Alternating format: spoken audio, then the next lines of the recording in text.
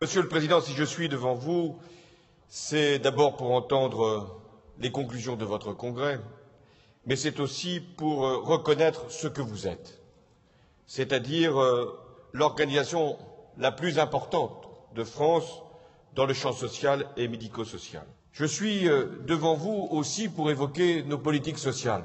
Le nouvel acte de décentralisation que nous réclamons tous, mais lorsqu'il vient, qui nous préoccupe tous, parce que nous condamnons la confusion, l'enchevêtrement, la complexité, mais nous craignons, parfois non sans raison, que l'acte suivant aggrave encore l'état de fait.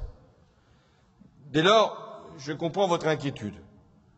Nous avons à clarifier, à faire que les usagers, les citoyens, puissent connaître la collectivité qui sera chef de file par rapport à une politique.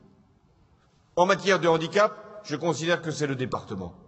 Je souhaite aussi rassurer les associations parce que cette évolution ne portera nullement atteinte à la place que les associations occupent dans la politique du handicap.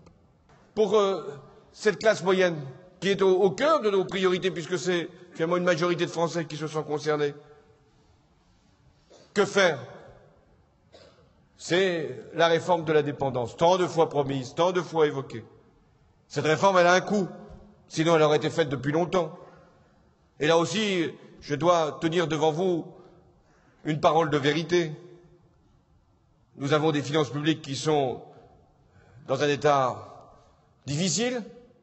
Comment imaginer que nous pourrions, d'un seul coup, trouver les euros que nous cherchons ailleurs pour financer la dépendance?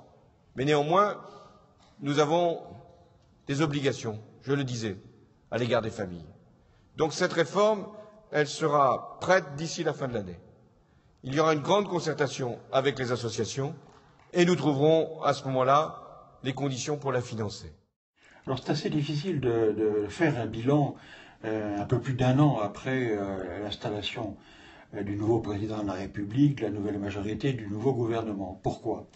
Parce que si nous partons des trois objectifs que nous avions nous-mêmes fixés à l'UNIOPS dans la plateforme présidentielle au printemps dernier, que nous avions soumis aux candidats, qui, je le rappelle, étaient le désendettement, la croissance et la cohésion sociale, trois objectifs que nous estimons indissociables les uns des autres, il faut bien voir que ces objectifs ne peuvent se réaliser dans la même temporalité.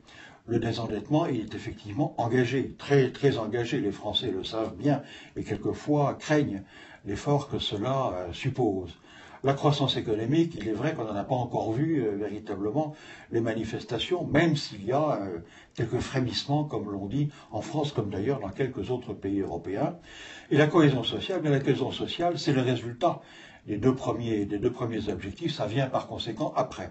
Il y a un mouvement qui est lancé, apprécier comment les choses vont se passer au regard de ces trois objectifs, de ce triptyque, c'est encore un petit peu tôt. Mais nous avons deux inquiétudes, ou en tout cas nous constatons deux lacunes, deux insuffisances sur l'ensemble des réformes. Par exemple, l'insuffisance des moyens, le plan pauvreté qui est un bon plan interministériel qui s'étale dans le temps, qui prend en coupe, en transversalité, les problèmes de pauvreté, est engagé dans de bonnes conditions, mais les perspectives de moyen terme ne sont pas nettes. Or, les problèmes de pauvreté sont des problèmes de moyen long terme. Ça, c'est la première difficulté. La deuxième difficulté, outre les moyens, c'est donc précisément cette vision à moyen terme. Je vais prendre deux exemples. Ici, par exemple, sur le thème de la décentralisation, qui est un sujet qui peut paraître un peu loin des préoccupations de l'UNIOPS, en réalité, nous sommes très concernés par ce sujet, parce que c'est aussi l'organisation de la puissance publique locale et nationale dans le domaine de l'action sociale. Or là, nous avons le sentiment que le projet de loi sur la décentralisation, qui est un projet globalement intéressant, néanmoins rate son objet dans la mesure où il garde un niveau de complexité pour les administrés, pour les citoyens, comme d'ailleurs pour les relais de l'État que sont les associations. On a le sentiment ici que le projet est davantage un projet destiné aux élus que destinée aux citoyens et pour leur faciliter l'existence. Donc nous manquons ici d'un plan d'ensemble, c'est encore la question d'une projection sur l'avenir de moyen terme. Quelle France, quelle organisation de la France voulons-nous pour quelques années? Autre sujet sur lequel nous sommes encore dans les interrogations, c'est les questions de vieillissement et de dépendance. Le président de la République, au cours du congrès de l'UNIOPS, au mois de janvier dernier, a rappelé son intention de lancer un projet de texte, un projet de réforme sur la compensation de la perte d'autonomie et de la dépendance, comme l'on dit, et indiquait qu'il y aurait donc un projet d'ici la fin de l'année. Mais quel projet et quel calendrier? Nous sommes déjà à la rentrée sociale 2013, on n'en a pas entendu tellement parler.